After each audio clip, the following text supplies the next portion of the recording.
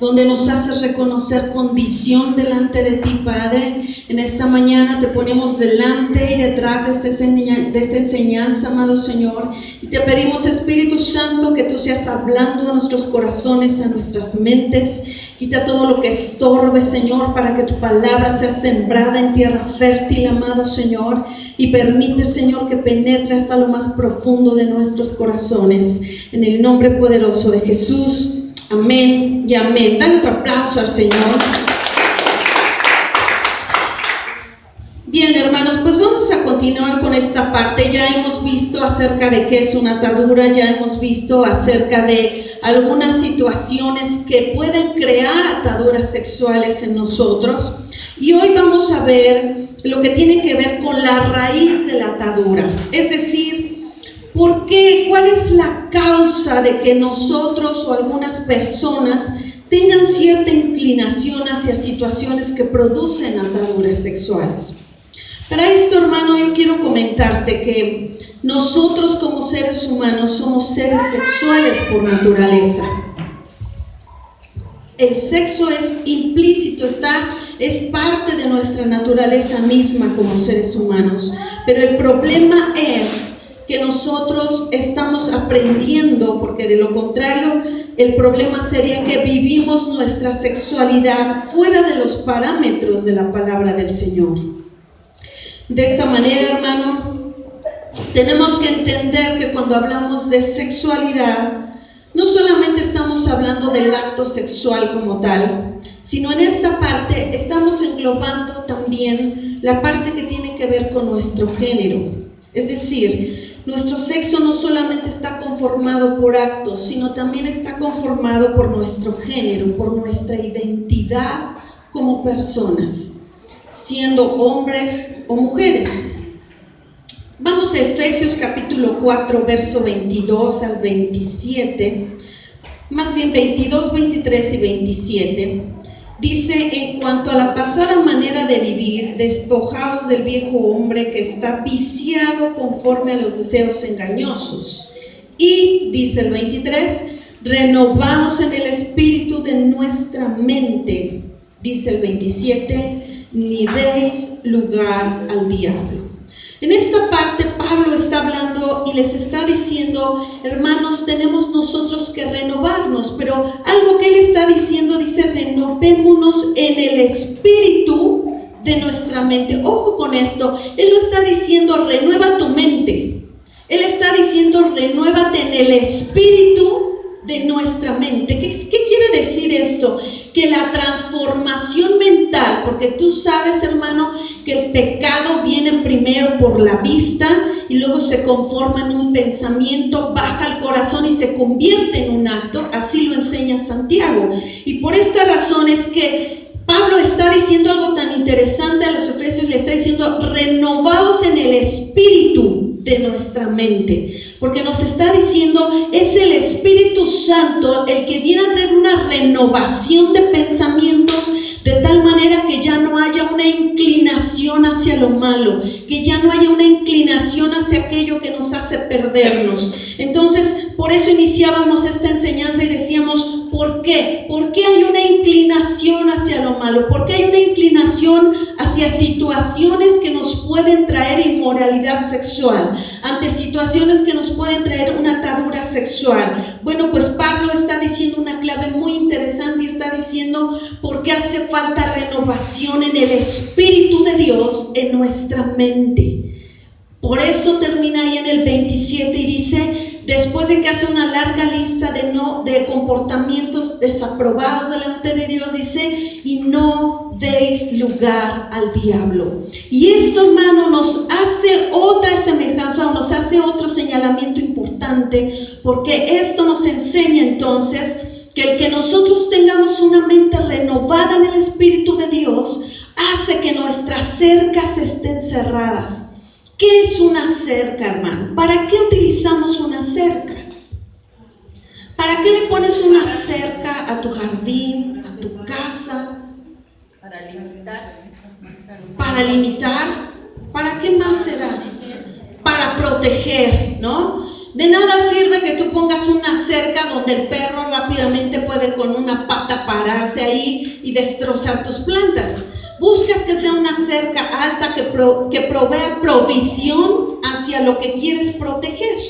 Pero cuando esa cerca es rota, hermanos, entonces todo lo que hay dentro está en peligro. Cuando nosotros hablábamos de las ataduras, decíamos, es algo que te limita el desarrollo, pero es algo a lo que también a lo mejor nosotros podemos ceder de forma voluntaria, como el ejemplo que veíamos de la casa y el habitante. Pero cuando nosotros vemos la raíz de la atadura, estamos hablando acerca de que esa forma de que somos rodeados por Dios, protegidos por Dios, esa cerca que Él ha puesto a nuestro alrededor puede ser vulnerable. ¿Por qué puede ser vulnerable? Porque lo que está diciendo Pablo ahí en Efesios, porque se está dando lugar al diablo. ¿Qué significa dar lugar? Yo quiero pedirle por favor a Stevie que pase aquí nada más para que podamos nosotros visualizar esto que ya hemos visto durante varias ocasiones. La cerca tiene que estar cerrada uno palmo al otro para que sea funcional. Pero si la cerca tiene un espacio de este tamaño, ya no es funcional, porque ahí puede pasar cualquier animal, hasta una persona. Cuando nosotros estamos siendo cercados por Dios, renovados en nuestra mente, Él está buscando que nuestras cercas estén cerradas, palmo a palmo. Que entendamos que por eso pertenecemos al cuerpo de Cristo. Pero cuando dice, no deis lugar al diablo, ¿qué significa dar lugar? Significa abrir un espacio donde rápidamente puede ser penetrada nuestra cerca. Eso genera una raíz de atadura. Gracias, Stevie. ¿Por qué una raíz? Porque estamos hablando de lo profundo, de lo que provoca, de lo que motiva esta atadura. Quiere decir que ese espacio puede ser abierto por varias circunstancias. Puede ser porque yo busco abrir ese espacio. Puede ser porque ese espacio lo abro por necesidad. Porque yo te decía la vez anterior, cuando alguien abre su sexualidad a una actividad en desorden, se genera una necesidad de estar consecutivamente en esa forma de vida. De tal manera que entonces yo puedo romper la cerca por necesidad. De tal manera que también puede ser por una relación muy interior en nuestros corazones que está motivando que rompamos esa cerca. Ahora, esto tiene que ver, hermano, ¿por qué nosotros podemos dar estos pasos? Muy sencillo, hermano. Lo primero que nosotros tenemos que analizar acerca de cuál es la raíz de la atadura sexual que yo puedo tener. Lo primero que yo tengo que analizar es cómo ha sido mi relación con mi propia sexualidad. No con la sexualidad de otros, con mi propia sexualidad. ¿Esto qué quiere decir? ¿Cómo yo empecé mi apertura sexual? ¿Cómo yo concebí por primera vez mi sexualidad? ¿Qué me hizo tener un concepto de la sexualidad? O pueden ser las dos cosas al mismo tiempo. Esto significa, y la pregunta a lo mejor se transformaría en ¿qué situaciones provocaron que tu cerca se rompiera? Te voy a dar un ejemplo. Un niño puede ser consciente de su sexualidad de una manera abrupta. A veces los niños se acercan a los papás y hacen preguntas que tienen que ver con la sexualidad. El problema es cuando el adulto le da más información de la debida acerca de la sexualidad al niño. ¿Por qué de la debida? Yo recuerdo mucho una ocasión que la pastora me comentaba y decía, fíjate que Elías encontró un condón y él por curiosidad lo abrió y cuando lo abrió sintió la textura del condón, lo que contenía, Y él dijo, guácala, esto es una cochinada. Entonces él fue inmediatamente y le preguntó a la pastora, oye tía, ¿qué es esto? Pero si ella, en lugar de decirle es un condón que utilizan para protección cuando tienen relaciones sexuales, ella se pone a explicar, y fíjate que se usa así por estas razones, y fíjate que lo otro y lo que provoca, ¿no? Y hay unos que son con sabor y hay otros que son con textura, ¿me entiendes? O sea, estás dando más información de la que el niño te está pidiendo. Y a veces eso vulnera su sexualidad, porque lo haces tener una apertura hacia situaciones para las que todavía no está listo para preguntar o para saber. Este ejemplo que yo te doy, hermano, se me asemeja mucho también a algo que yo escuchaba acerca de un pastor que él nos compartía cuando él daba una enseñanza, y en efecto, que fuimos a Morelia, nuestra pastora y una servidora, y decía, cuando yo tuve conciencia de mi sexualidad tenía 12 años, dice este pastor. Dice, y fue porque un día se me ocurrió escalar un poste. Y cuando yo iba subiendo en el poste, al ir teniendo fricción con el poste, empecé a tener sensaciones que yo nunca había tenido. Dice, cuando yo bajé, yo veía diferente el poste. Y yo decía, wow, qué poste. Y cuando yo tuve esa situación en mi vida, yo lo que hice fue ir con mi amigo y decirle, fíjate que cuando subí al poste me pasó esto y esto y sentí esto y lo otro. Y el amigo le dice, ay, qué tonto eres. Para eso no necesitas un poste, para eso tienes la mano. Entonces dice, después él me mostró algunas imágenes que tenían que ver con desnudos y situaciones así. Y yo tuve una apertura inadecuada a mi sexualidad. Esto que yo te estoy platicando, hermano, entre nuestra sociedad ni siquiera es escandaloso. Cuando un papá o una mamá se encuentra con que el niño que está en la primaria ya está viendo pornografía, o está viendo revistas, o está viendo imágenes inadecuadas, lo que dicen, ay, míralo, ya se le anda subiendo la hormona. Ya no es escandaloso, ya no llama la atención, pareciera que es algo normal. Pero la realidad, hermano, es que se está rompiendo la cerca de la sexualidad de los niños. Y por eso es que yo te hacía esta pregunta y te decía, ¿cómo se rompió tu cerca, hermano? Y el primer punto que yo quiero tocar contigo es, ¿cómo fuiste consciente de tu sexualidad cuando eras niño?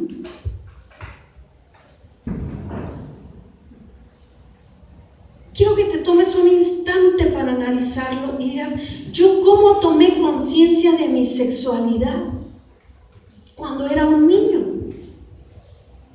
Porque no tenemos el mismo comportamiento que cuando, digamos, no voy a decir de Liam, porque Liam todavía no habla. Bueno, dice algunas palabras, pero todavía no habla. Más bien unos ruidos. Todavía no habla, ¿verdad, pollo?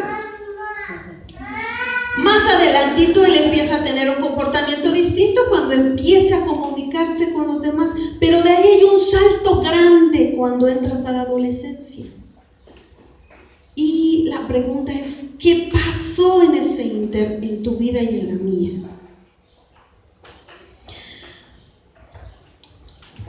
¿Qué es lo que rompe la cerca cuando somos niños y tenemos una apertura desafortunada en la conciencia sexual?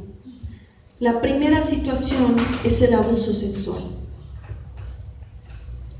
Y cuando hablamos de abuso sexual, no solamente estamos hablando de abuso físico, estamos hablando de abuso psicológico, incluso de abuso moral. ¿Cuál es la diferencia? Cuando hay un abuso físico, tú lo sabes, son violentados físicamente a tener relaciones sexuales con alguien que no quieren, sea cual sea la persona. Pero cuando hay una violencia psicológica, hablando en el ámbito sexual, estoy hablando de aquellas situaciones de personas que se sienten obligadas a tener relaciones sexuales por cuestión de responsabilidad, por cuestión de, incluso por cuestiones de tener una especie de presión psicológica por parte de otra persona.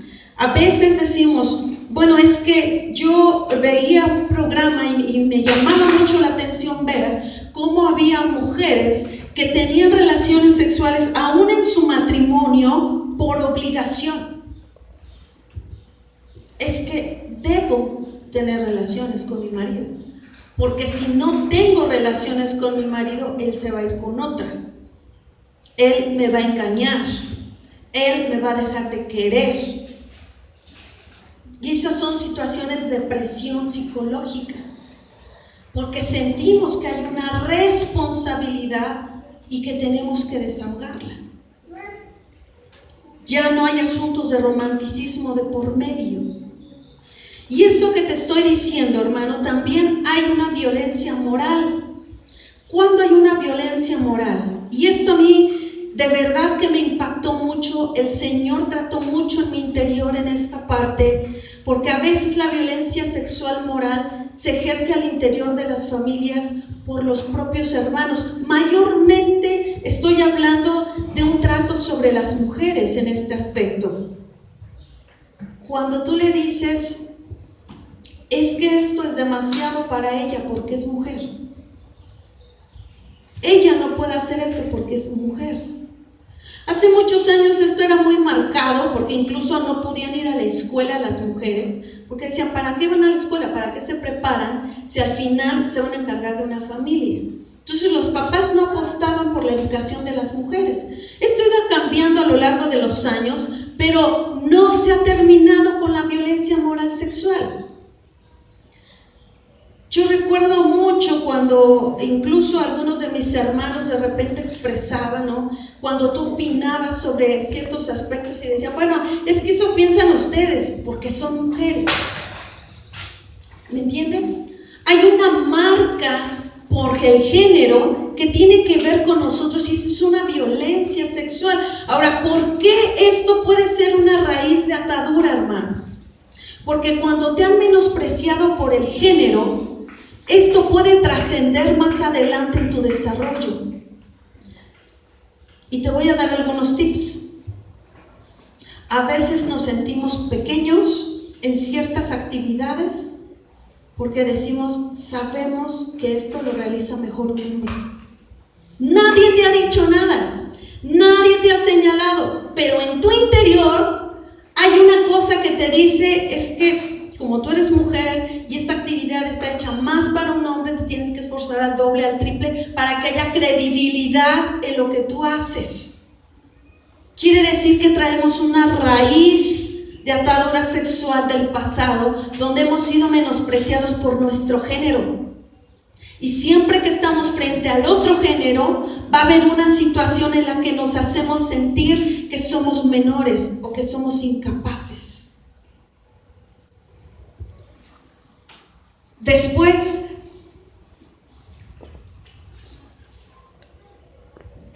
la otra situación de cómo nosotros nos abrimos conscientes a la sexualidad es por exposición. ¿Qué es la exposición? Esto quiere decir lo que te acababa de decir del pastor, ¿no? No conforme con lo que le dijeron, ahora le mostraron imágenes que él en ese momento no podía comprender de manera correcta. Y entonces, por esa razón, hermano, es que la Biblia es tan estricta en cuestión a descubrir nuestra desnudez. Te voy a dejar de tarea, hermano, que tú leas allá en tu casa todo el capítulo de Levítico 18. Y parafraseándote más o menos lo que dice el capítulo, está diciendo, padres, no descubran su desnudez frente a sus hijos. Hijos, no descubran su desnudez frente a sus padres, ni frente a la mujer de tu padre, ni frente al hombre de tu mamá, ni viceversa. Él está diciendo, el Señor claramente, guárdense de descubrir su desnudez. Hay muchos psicólogos que dicen, no, es que es bueno que tú te bañes con tus hijos hasta que tengan unos 12 años para que en ellos no haya morbosidad. Hermano, estás rompiendo la cerca de su seguridad sexual. Porque los hijos no tienen por qué ver la desnudez de los padres. Te estoy hablando de un aspecto de exhibición, porque hay veces que es inevitable, ¿no? En la situación, por ejemplo, de cuando ya papá, mamá ya están muy adultos, están muy grandes, requieren de alguien que los pueda asear, que los pueda cuidar, es distinto. Pero aún ahí se es cuidadoso de quién va a asear a la mamá, de quién va a asear al papá. Porque la desnudez es algo que debe de tratarse con sumo respeto. Nada de que es que yo me cambio delante de mi hijo, de mi hija, no pasa nada porque él no tiene que tener morbo porque soy su papá y soy su mamá. Esto es un error a la luz de la palabra. Porque estamos teniendo una cercarrota por exposición inadecuada ante los ojos de los niños. Número 2. Otra situación que genera raíces de atadura es la masturbación. La masturbación tiene varias situaciones como consecuencia que pueden esclavizar sexualmente a las personas. También denigra la identidad de quien practica tal acto. Y lo más importante, abre la puerta a otros pecados, entre ellos la pornografía. ¿Por qué? Porque estás experimentando situaciones, emociones que están, como lo vimos en la clase anterior, están diseñados para que tú disfrutes en pareja, para que tú disfrutes en el matrimonio. Es decir, el problema no es que te excites o el problema no es que haya placer, el problema es que lo estamos haciendo fuera de los parámetros que Dios ha marcado, que es el matrimonio. Y eso mismo pasa en la masturbación, porque se están generando situaciones que después no van a ser suficientes. Cuando una persona ha sido adicta a masturbarse y después se casa y tiene un matrimonio, tiene serios conflictos para disfrutar su sexualidad con su pareja, porque ya su mente se ha abierto de más a cuestiones imaginativas. Por eso cuando veíamos las ataduras anteriores, veíamos aquellas que tienen que ver con la pornografía y decíamos, cuando el Señor dice, no codiciarás a la mujer de tu prójimo, porque de hecho te digo que ya pecaste en tu mente.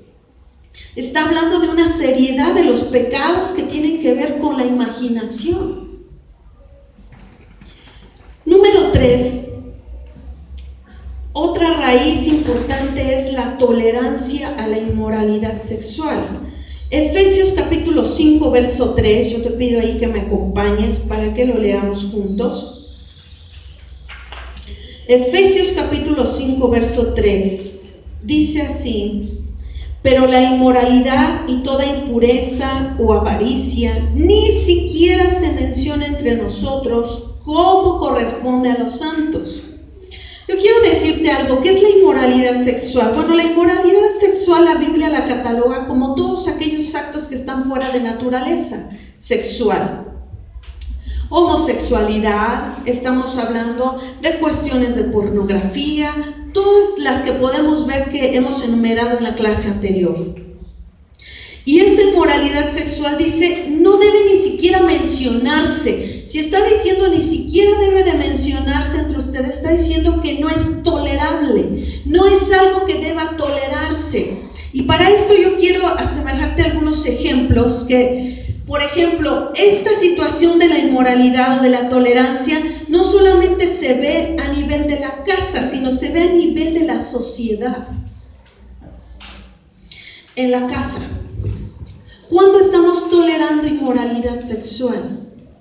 Cuando yo sé que al interior de mi casa se están realizando actos sexuales que no están en un marco de matrimonio. Ponle el título que tú quieras, hermano, pero si no están bajo un marco del matrimonio, estoy tolerando inmoralidad sexual. Y la Biblia dice, con estos no tienen parte ni herencia en el reino de Dios. No solamente está hablando de los que fornican o de los que adulteran, está hablando de los que toleran ese tipo de pecados a la sombra de su autoridad. Por eso en México tenemos un serio conflicto social, hermano. Yo escuchaba una guerra que se hacía en redes sociales ahora que quedó electo López Obrador. Y decían, es que ese hombre ni es cristiano, porque ese hombre quiere legalizar lo de los matrimonios gays. Ese hombre lo que quiere también es legalizar lo del aborto y las cuestiones que no son cristianas. Hermano, yo quiero decirte una cosa, el problema que tenemos en nuestra sociedad mexicana no es culpa del presidente, es culpa que es al interior de nuestras familias donde se están tolerando cuestiones inmorales y se están dejando de lado los principios de Dios para vivir. Y te voy a dar un ejemplo, hermano. ¿Cómo es que quisieron terminar con los acosos sexuales en el transporte público? Pues ahora te voy a poner un camión rosa donde solo vayan mujeres. A tales horas te voy a dividir el metro para que de este lado vayan hombres y mujeres. Eso no termina con la inmoralidad. El problema es que estamos descartando principios. Ahora, si nosotros vemos el por qué se hacen este tipo de leyes, yo quiero decirte algo, hermano. ¿Sabes por qué están obligados a hacer leyes que legislen sobre el aborto y que legislen sobre conductas homosexuales? Porque esto es algo que ya sobrepasó a la sociedad, ya es algo que se ve común, y por ley en México se determina que cuando la costumbre ya es demasiado fuerte entre la sociedad, el legislador está obligado a crear leyes para esa sociedad, porque si no, entonces las leyes quedan en desuso. Están obligados. ¿Qué transformaría eso? Pues que nosotros como mexicanos trabajáramos al interior de nuestras familias, que no hubiera matrimonios que se separen y que creen situaciones ahí de desasosiego sexual en medio de los hijos, y se vuelvan homosexuales, y se vuelvan lesbianas, y se vuelvan como se han vuelto. Porque esto atrás, hermano, en un estudio que ya hemos tenido aquí en la iglesia con nuestra hermana Melanie, hemos visto cómo la homosexualidad está íntimamente ligada más bien, con la disfuncionalidad de las parejas. Una persona, fíjate, yo quiero que esto nos quede muy claro, hermano. Cuando un matrimonio es disfuncional, no es problema nada más de ellos. ¿Sabes qué se va a generar ahí? De dos sopas. O va a haber una cuestión de homosexualidad, o va a haber una cuestión de libertinaje sexual.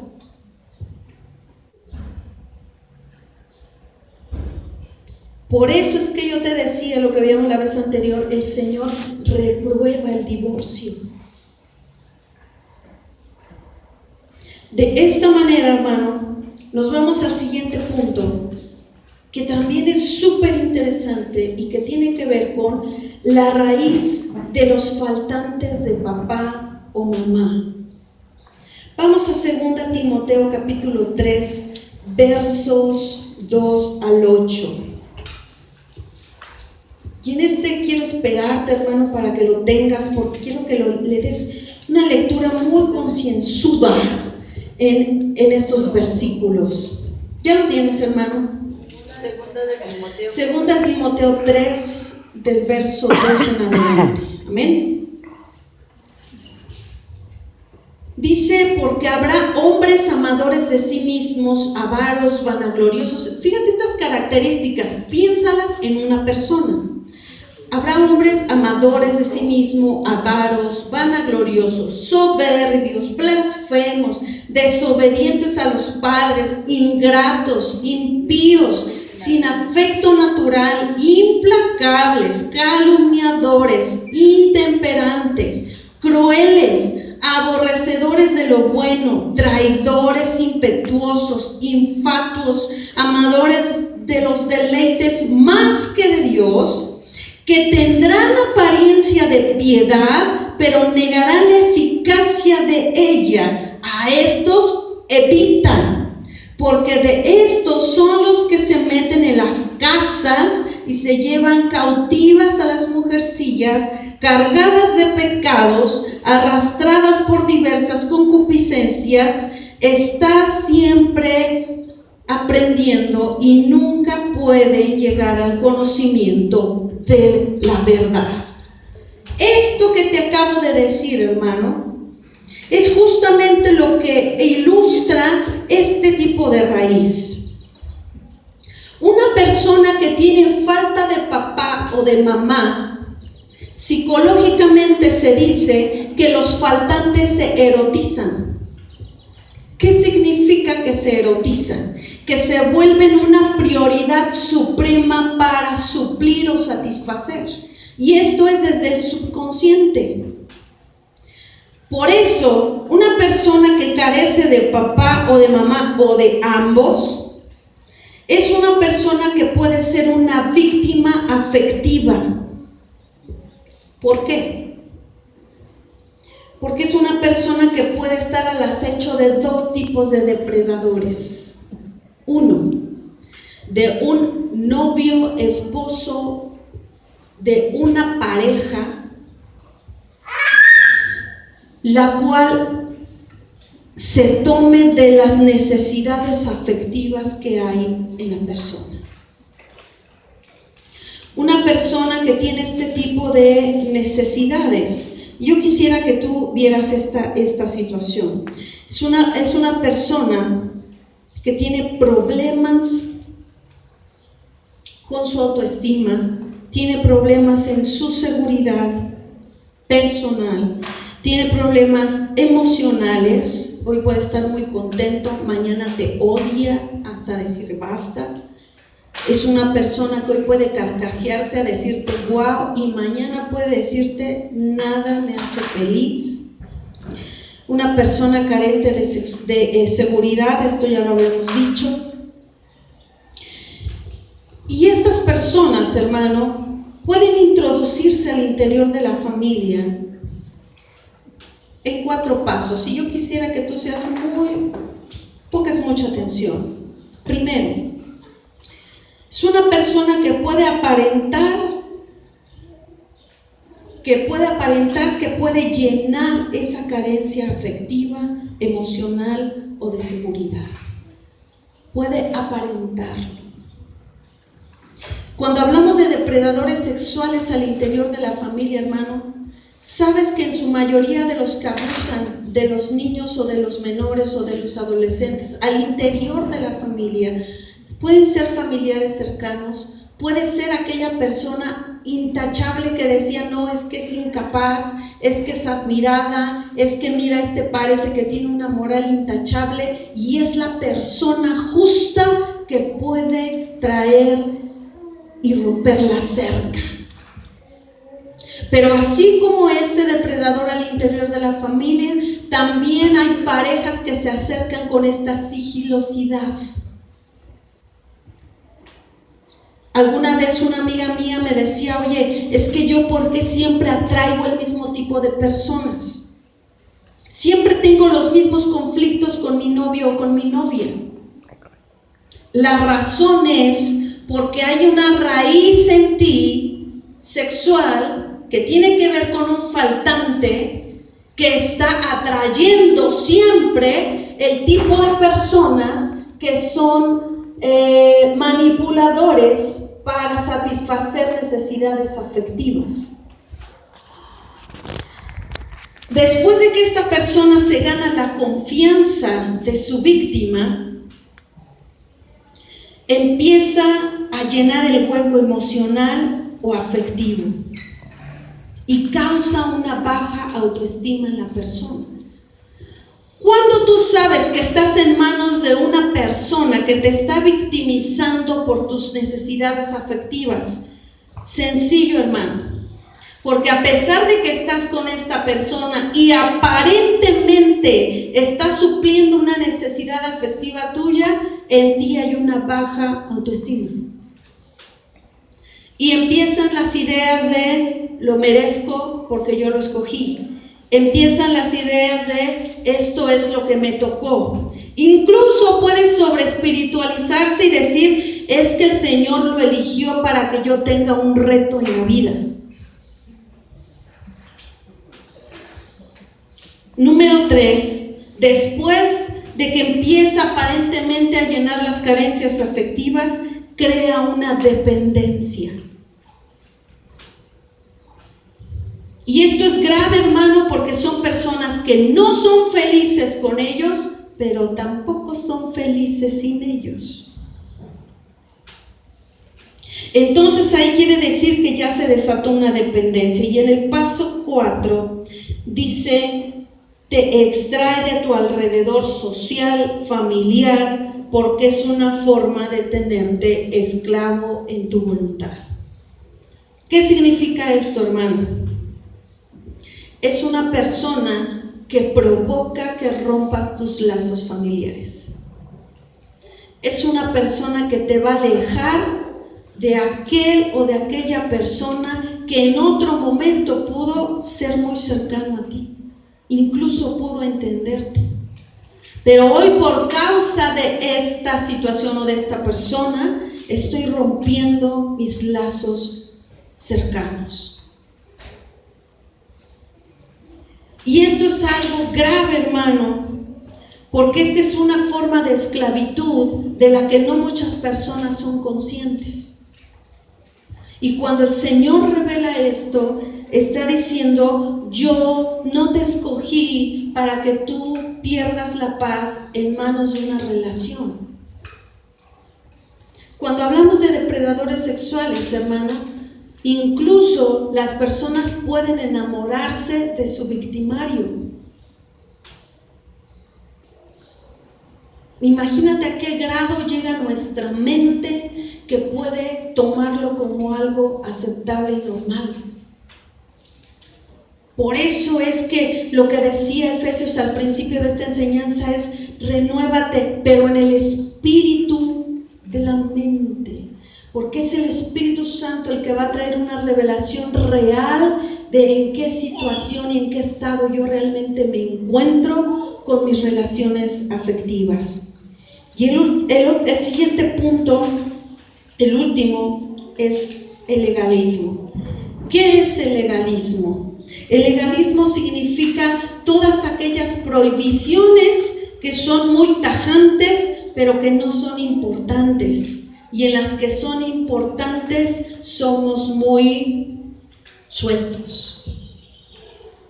Legalismo quiere decir que a lo mejor te pongo reglas muy estrictas al interior de casa. Esto se da mucho, sobre todo en relación de padres e hijos. Papás que son muy estrictos en aspectos específicos, pero cuando tienen que ser estrictos verdaderamente, en cuestiones donde se rompen principios, donde se rompen maneras y fundamentos, incluso bíblicos en la manera de vivir, se es ligero. Entonces, eso puede traer raíces de ataduras sexuales en los hijos. ¿Por qué? Te lo voy a decir, te lo voy a ilustrar de una manera muy sencilla. A veces se puede ser muy condescendiente de decir: no quiero que salgas con fulano de tal, pero se es muy condescendiente cuando se dice: bueno, vete a esa fiesta donde yo sé que va a haber abundancia de inmoralidad sexual y no vengas hasta mañana.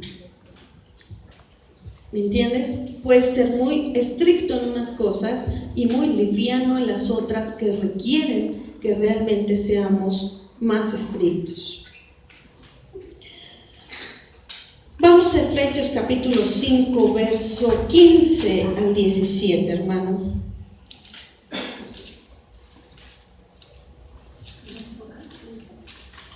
Efesios 5, verso 15 al 17.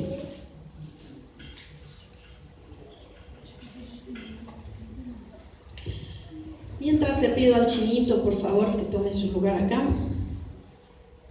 Y quiero decirte esto, hermano. Dice Efesios 5, 15. Mirad pues con diligencia cómo andéis, no como necios, sino como sabios, aprovechando bien el tiempo, porque los días son malos.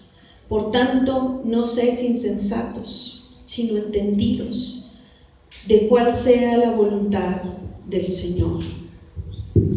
¿Sabes qué, hermano? El Señor dice que nosotros como siervos necesitamos ser hallados aprobados delante de Él. Y me llama mucho la atención lo que nosotros acabamos de ver, hermano. Porque a veces estamos cayendo una y otra vez en las mismas cuestiones. Yo he escuchado personas que dicen, el daño más grande que le he hecho a mi familia es que he sido adúltero durante muchos años, pero no sé cómo dejar de ser adúltero.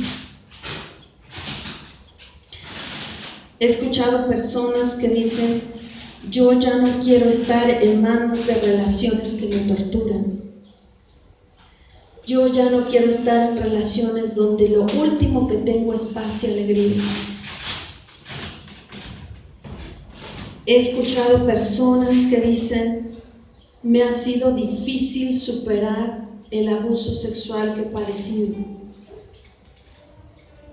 Me han abusado físicamente, a lo mejor me han abusado emocionalmente, a lo mejor me han abusado moralmente, pero no sé por qué me pasa una y otra vez. Pareciera que todas las personas que se acercan a mí son justamente para tocar estos puntos en mi vida.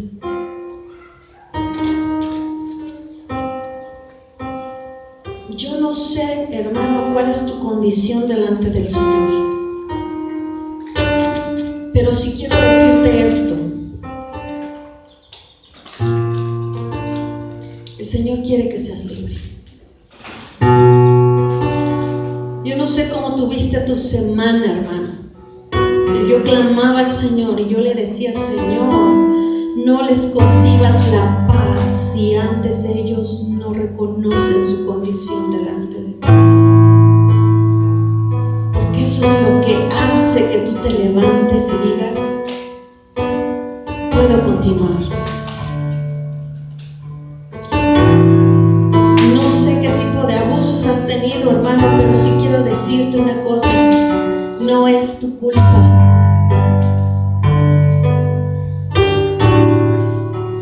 No es tu culpa que rompieran tu cerca. No es tu culpa que ese primer novio o novia que tuviste te menospreció por lo que eras. Y eso te llevó a transformar tu manera de vivir. He escuchado a muchos jóvenes que dicen, es que a mí una y otra vez me han engañado. Y ahora yo soy una persona que no entrega fácil el corazón. Yo soy una persona que si quiero juego con los demás porque no permito que vuelvan a jugar conmigo. Quiero decirte, hay una raíz y hay una atadura de la cual Dios quiere hacerte libre. Quiero que sepas que Dios te ha elegido para ser amado, para ser amada de la manera correcta.